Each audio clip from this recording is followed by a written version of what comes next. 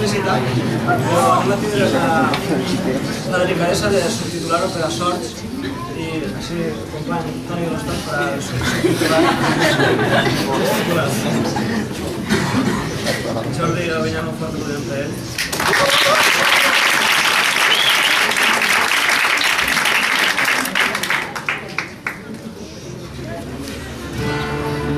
Apaga la llum, tantes veus, escolta el silenci de l'habitació.